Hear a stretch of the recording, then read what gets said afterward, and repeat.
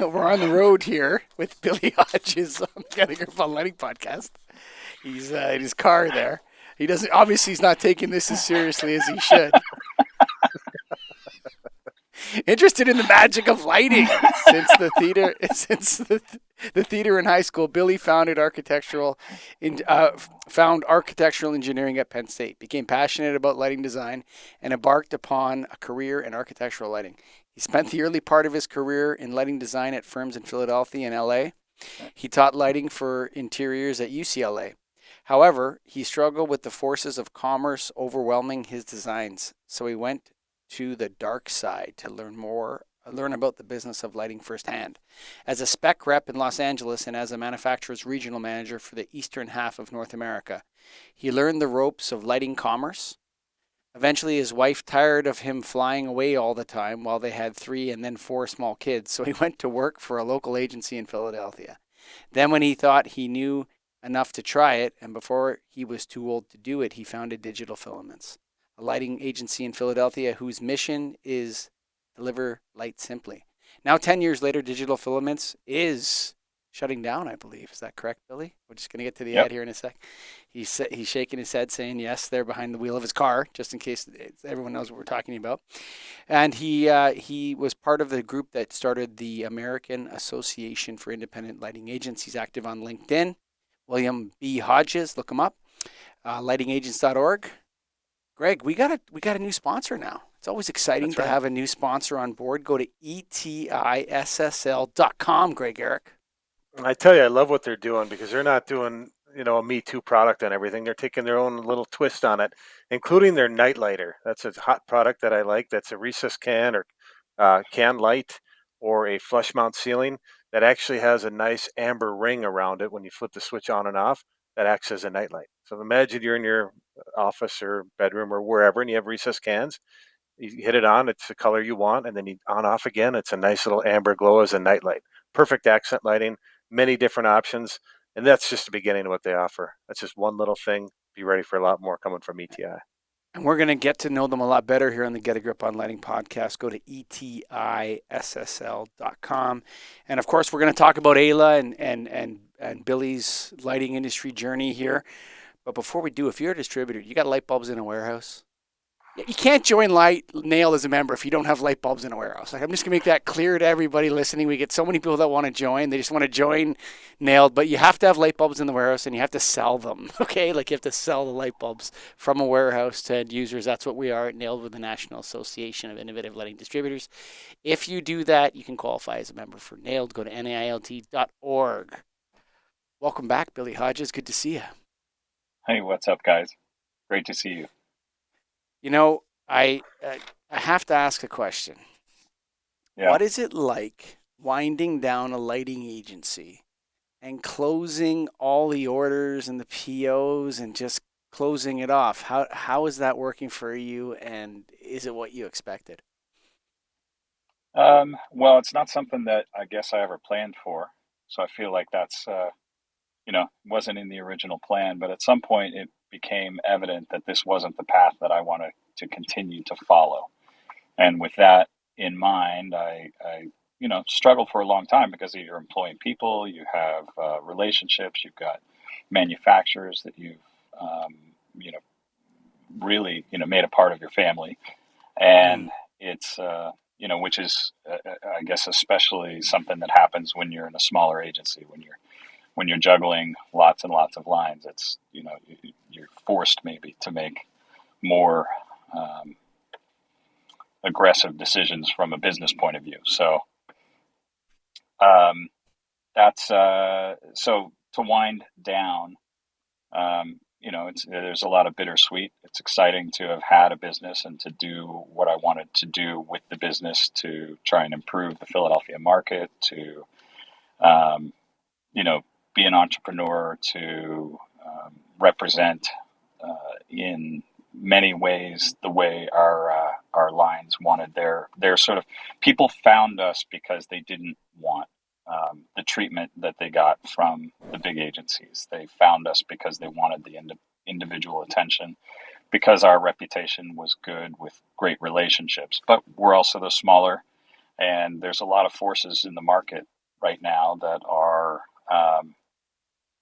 not the most conducive to the smaller guy in the market. That's with regionalization going on, with automation going on, with uh,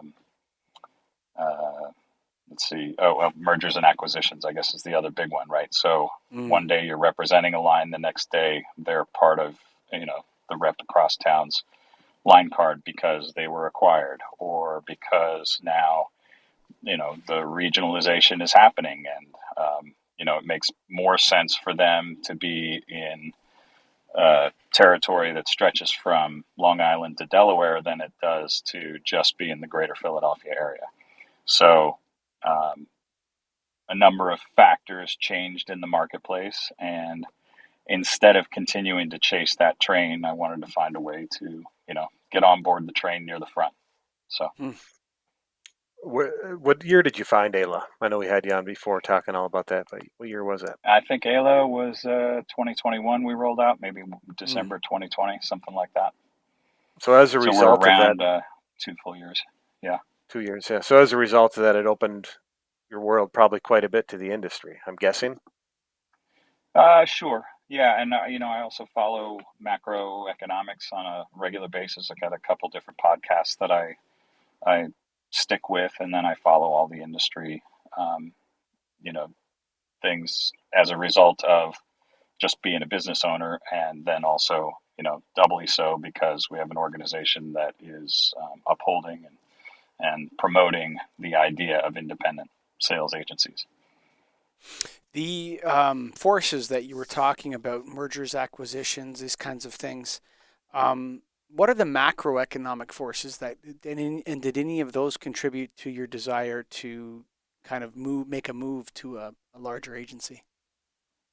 Well, I mean, I think you have a lot of, a tremendous amount of technological advances that have gone on. You can see that AI is going somewhere. I'm not sure where it's going, but it's going somewhere, and it's pretty hard to be an investor in AI on any scale as the small agent. It's there are some distinct advantages of scale when you're looking at new technologies and evaluating new technologies and trying to apply new technologies to the future. And I think that it's important from an independent agent's point of view to either have a real substantial niche where you're, um, sort of the only one who's doing this thing to this level. However, if you're doing that and the market changes, then you've got all your eggs in one basket, right? So it's hard to be that, or you have to be investing in the future, and that's it's just a challenge from the solopreneur seat. From my point of view. Do you think there will Ye- be more and more consolidation of agencies as we go, or is there going to still be a need for the small independent? Um, I think my impression is for the small independents that you really need to be specialized, and you need to be specialized in a way that you, and then you need to protect your specialization. You need to serve that market so well that you can't be swallowed up or glossed over. That's that's really the thing. And uh, I think we could have gone on that way and been a very small, very targeted agent. That's just not who I am. I like to think in the macro and to be involved in the larger picture. So that's um, that's where that's ultimately where I drove that.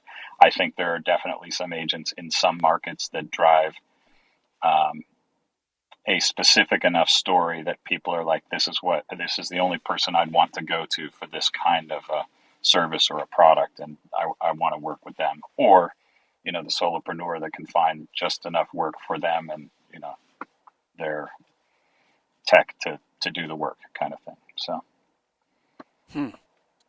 Is it? I think it's becoming harder to be a generalist as a small agent, I guess is sort of the big answer to that question. Yeah, I could see that.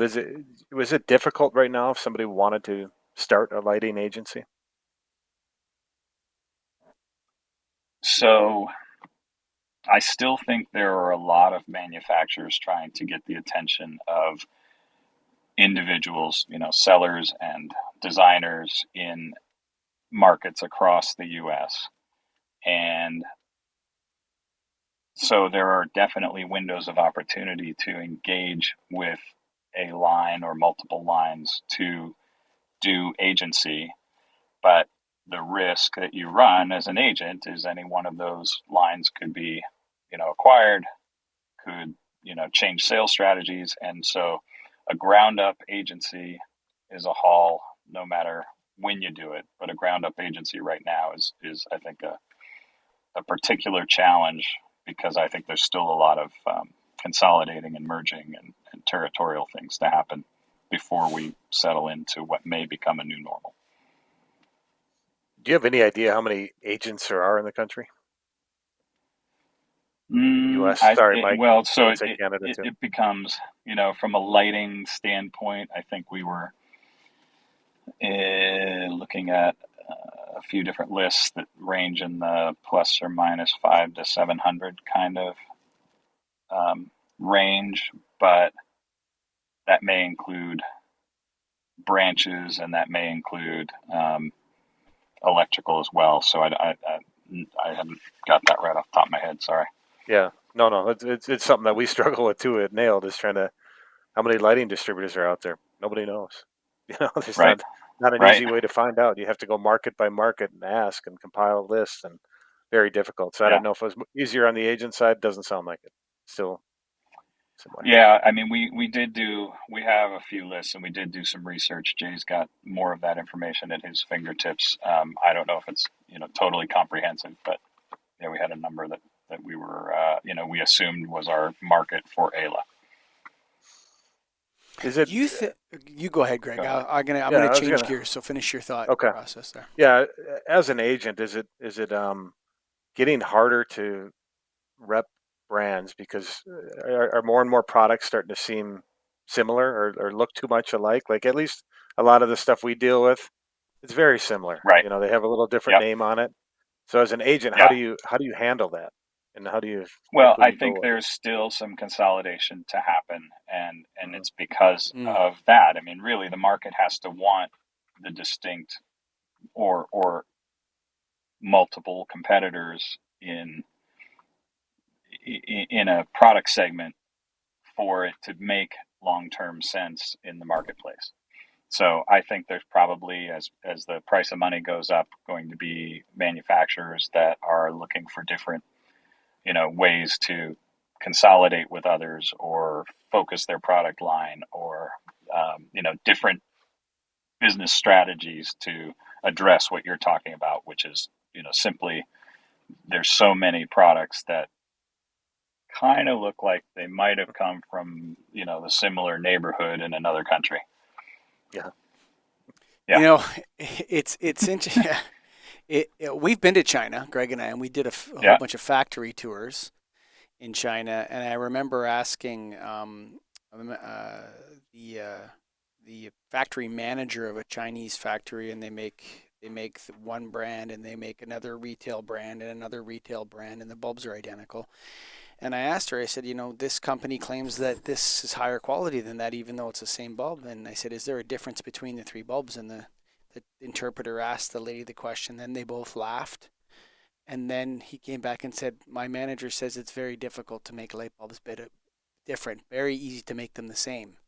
And so, this idea that there's a differentiation when you're not actually you're not in charge of the manufacturing is a bit of an industry lie, I'd say.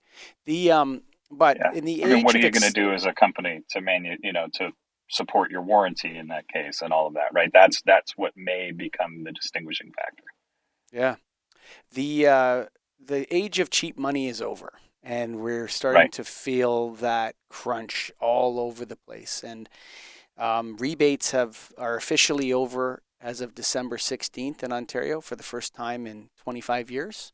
There isn't going Okay. to be a rebate program that pays to the end user anywhere from 20 to 50% of the project cost. Like that's a new normal. There is a new normal for you, buddy. You actually Right. have to sell something Right. without a rebate. So my belief is that simply because of the money's so expensive. Like they can't, they look at the loan or the bond that they have to get in order to pay you that rebate program, and it's at 7.25% instead of 1.25 or whatever. I also think this is going to affect the kind of people that bring in and hold stock.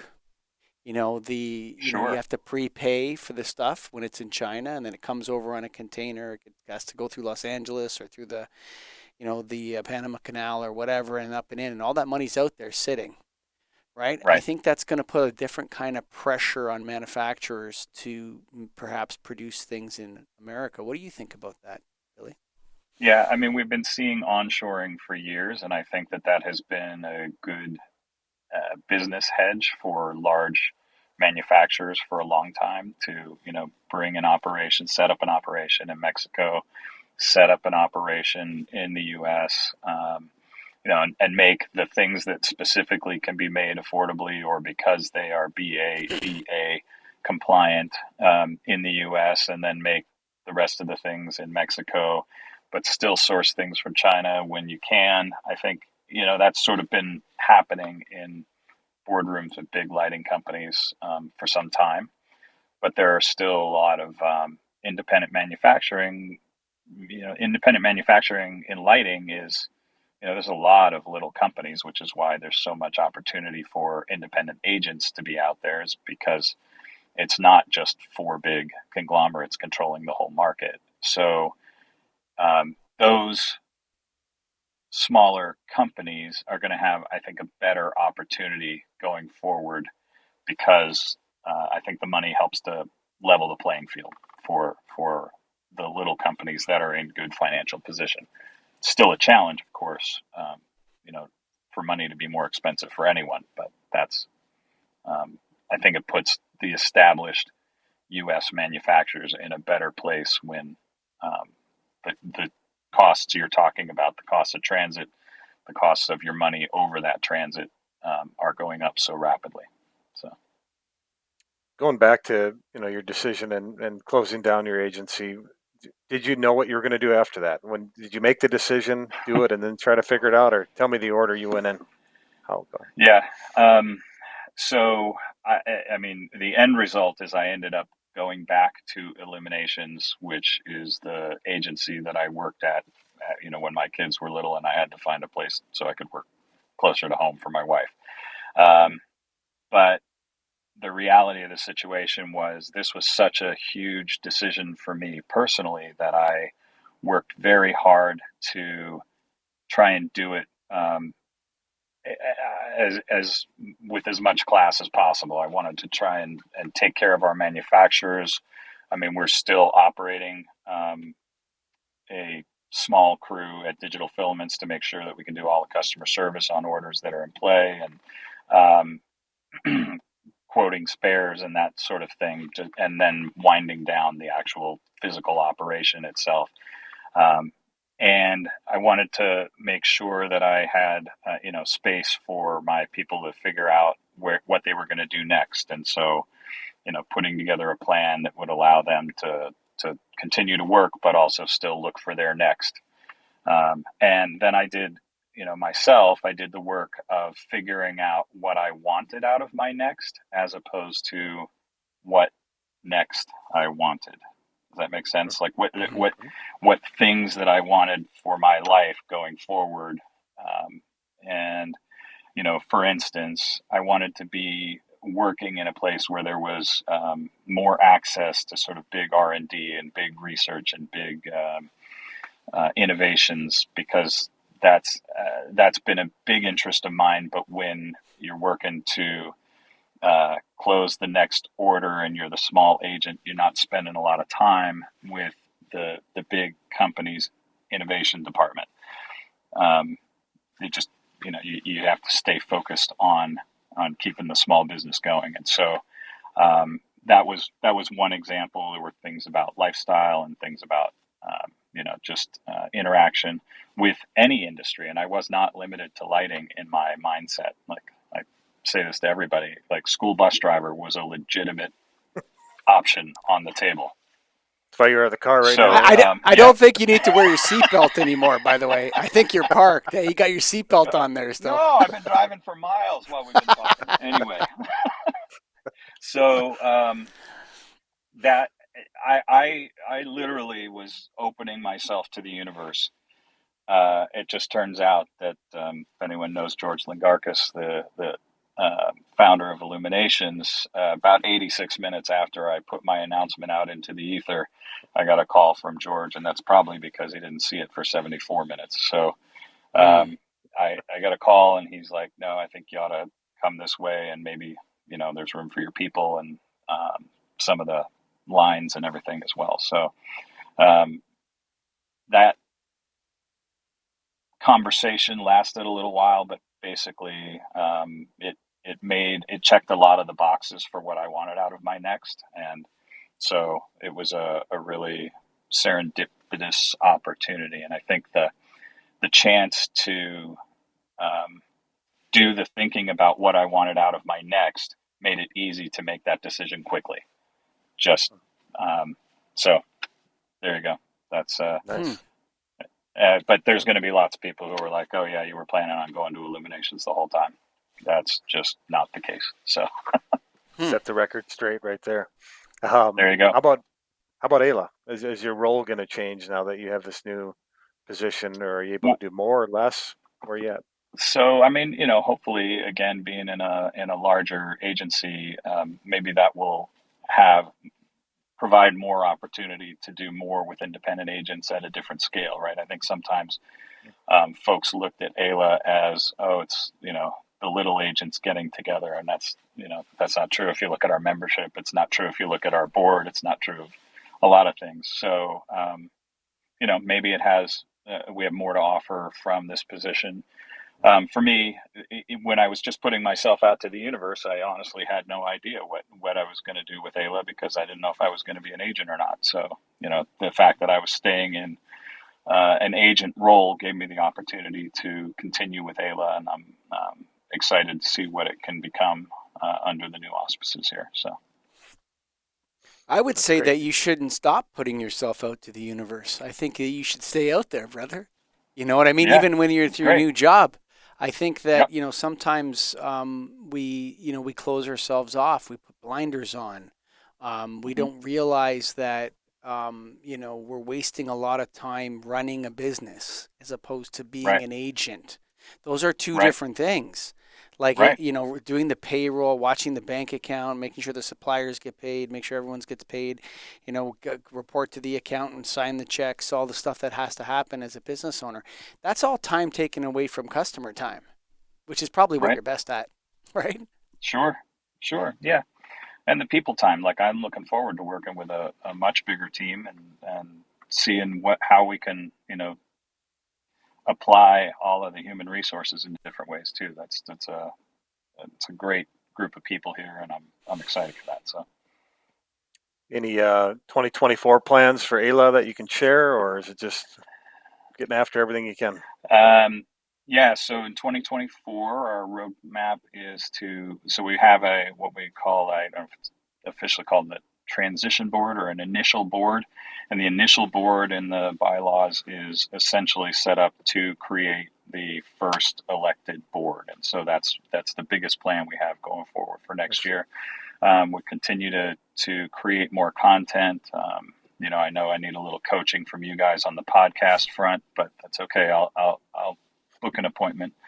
And there's but we've got a lot of things cooking.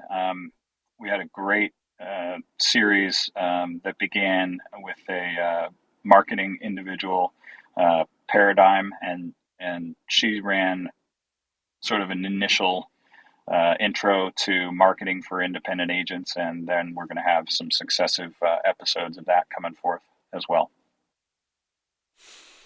The channel. So we have Yep. this distribution channel in the lighting industry, and Mm-hmm.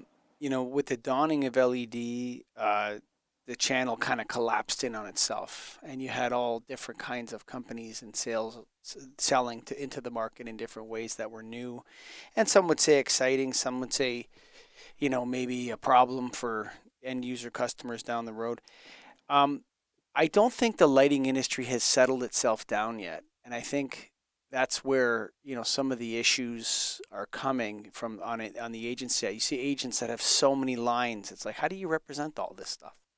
When I ask them, Right. and then you see agents that have warehouses in stock now.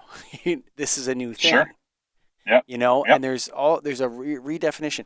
Do we need to change the terms? Is there something we need to do differently to redefine the way this industry works, in your opinion?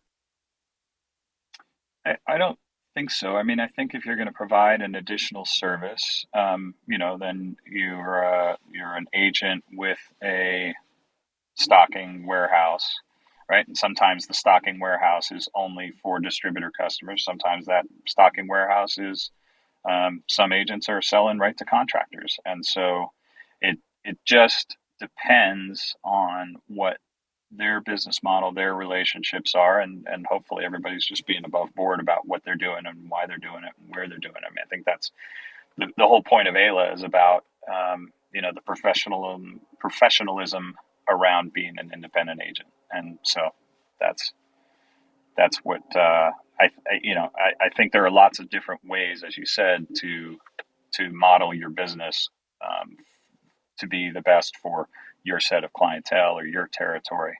But the days are gone of this is strictly your lane and this is strictly your lane.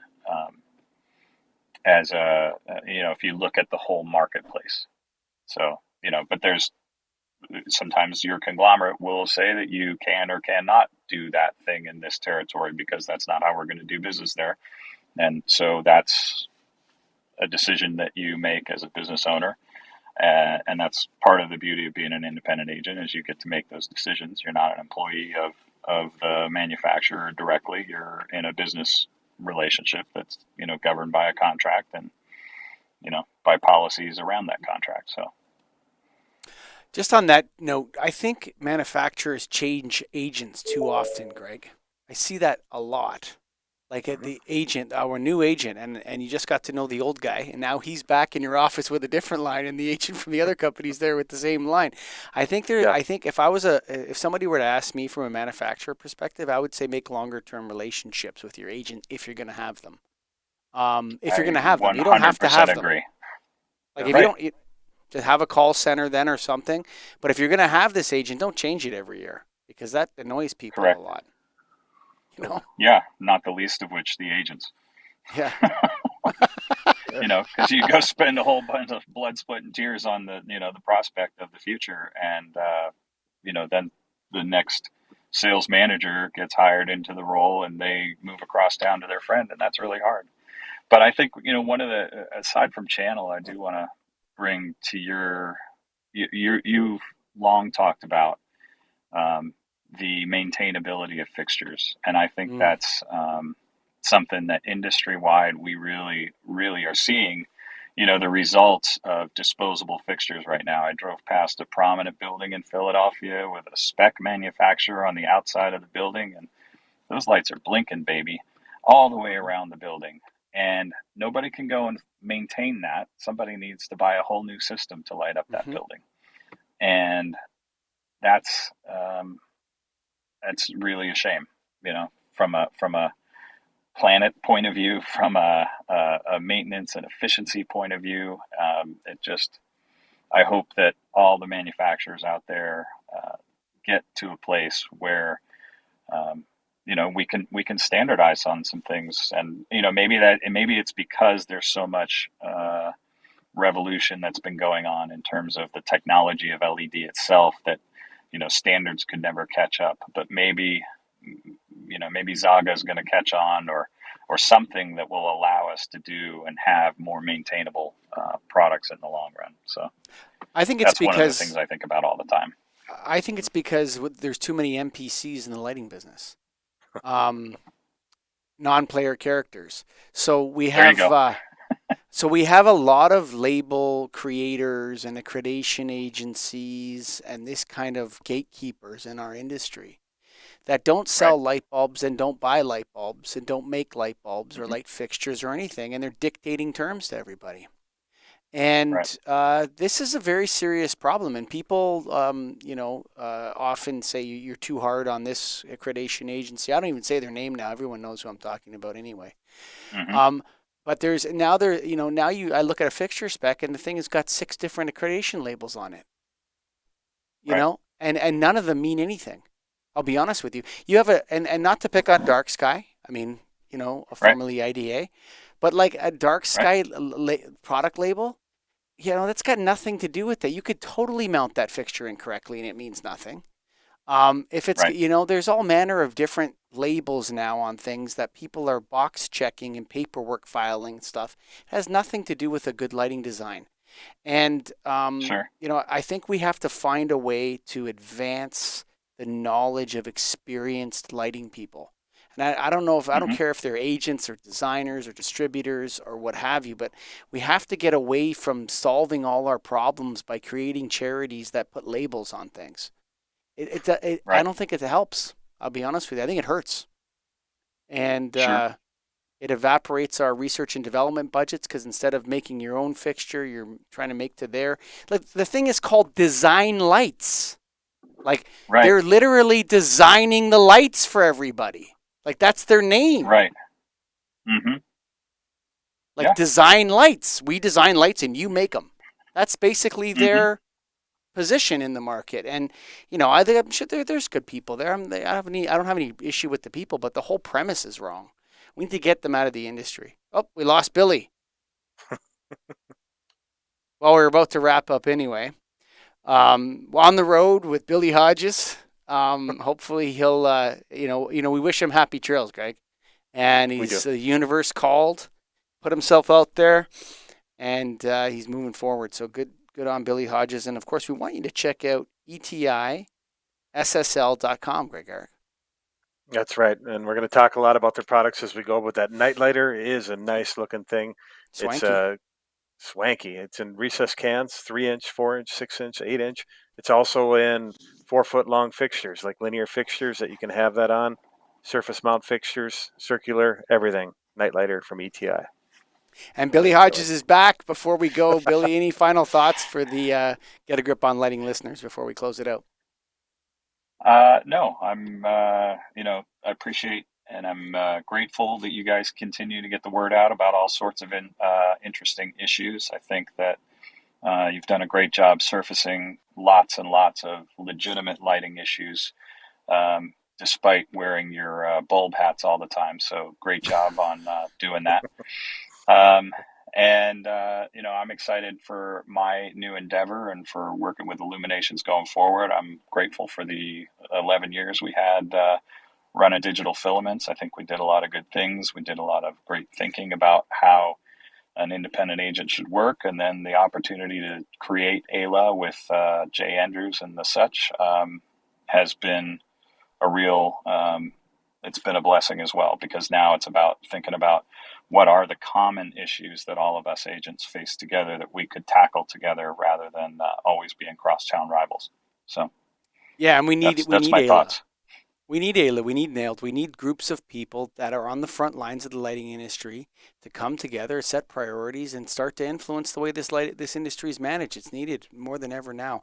And so, if you're an agent and you're listening to this, go to lightingagents.org, check them out. And of course, if you have light bulbs in a warehouse and you call yourself a distributor, because I think you can call yourself an agent too and have light bulbs in a warehouse in 2023. But if you're a distributor, you got light bulbs in a warehouse, you should think about joining NAILed, the National Association of Innovative Lighting Distributors. Go to naild.org. Thank you for listening. Bye for now.